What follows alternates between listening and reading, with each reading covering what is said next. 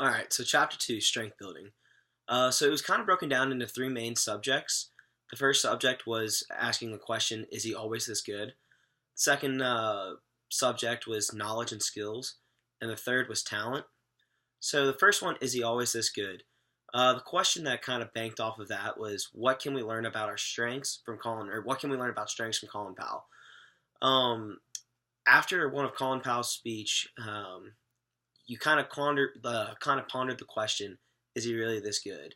In the hour that he spoke, did he prove to be a gifted public speaker? So, over the stories that Mr. Powell told, there was a common narrative about leadership and character that was perfectly delivered. A strength like that is known to be intimidating, which it is. So, regardless of whether the question is how does he do it so well, or how does he do it for so long, we instead learn that instead of answering those questions directly, we learn that the strengths are created and developed from raw material. And you can acquire some of those materials, your knowledge and skills, with practice and learning others. Your talents, and then also you simply have to learn how to mix those together. The second subject, knowledge and skills. Which aspects of you can you change? So the first one that we would like to discuss was knowledge. So the chapter opens up by stating that there are two different distinct kinds of knowledge. First thing that you need to know is factual knowledge, which in the grand scheme of things is just kind of content. Factual knowledge such as this won't guarantee excellence, but excellence is impossible without it. So pretty much, I think in the chapter they equated it to like a nurse. A nurse has to know how to take on,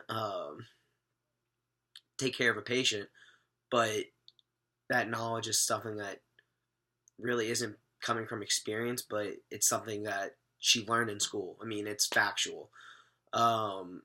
Where that kind of leads me into the second kind of knowledge, which is experiential, which isn't taught in the classroom or found in manuals. Instead, it's where you discipline yourself to pick up along the way and then also retain that knowledge.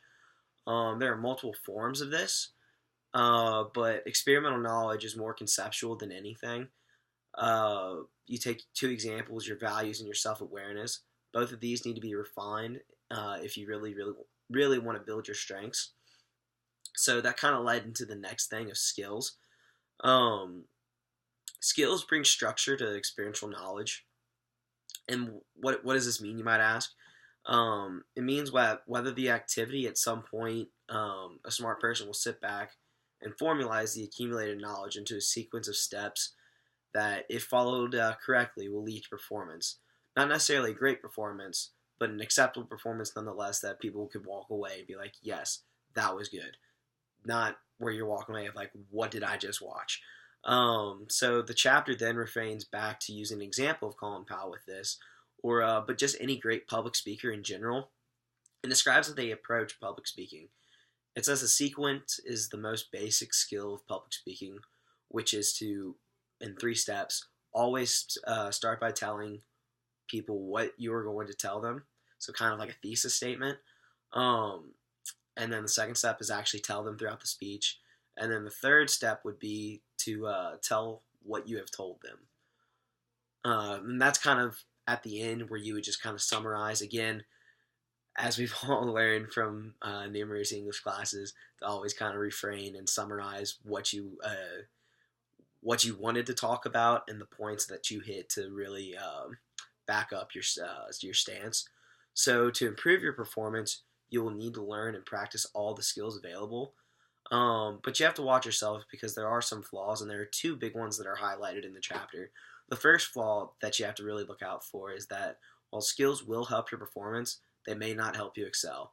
And that's just one of those deals where another example that you reach back to is Colin Powell.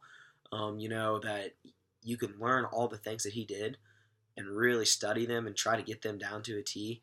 But in the grand scheme of things, if you really just don't have the skill and aren't blessed with the natural ability to speak in front of a great amount of people and have that true leadership quality that Mr. Powell has, then it's just something that you really can't help.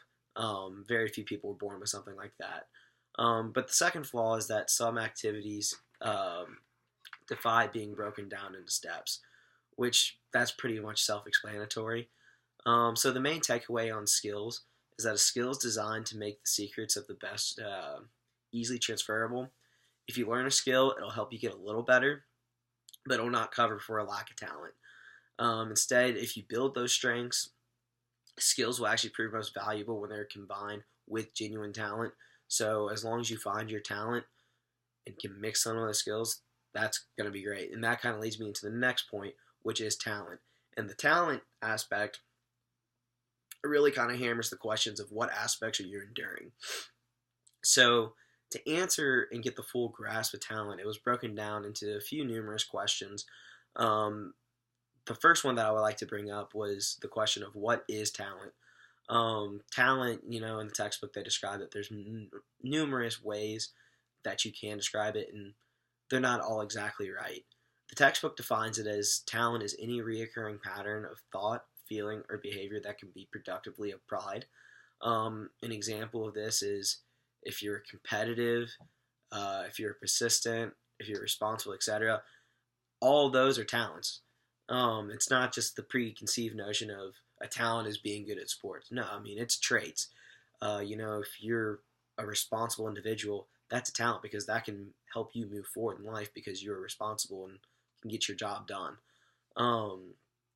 But in addition to that, some of the negative traits of things can also be applied or be considered talents, but those aren't really full-on talents unless you build a question off of that is helpful to you.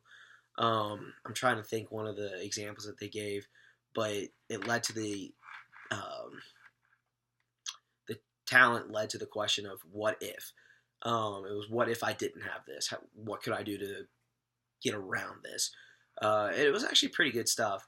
But the next question that led off to talent was why are talents enduring and unique? So going back to the reoccurring patterns aspects of talents, if you don't care much for your patterns, people wonder if you can come up with a new design and a new way to attack those talents. The answer to these is A, your reoccurring patterns are created by the connections in your brain. And the second part is that no, beyond a certain age, you're not going to be able to switch to completely new designs, and your talents are enduring. And that's kind of the answer that you would probably expect going into that. So the main takeaway of talents is that your talents are the most important raw material for strength building.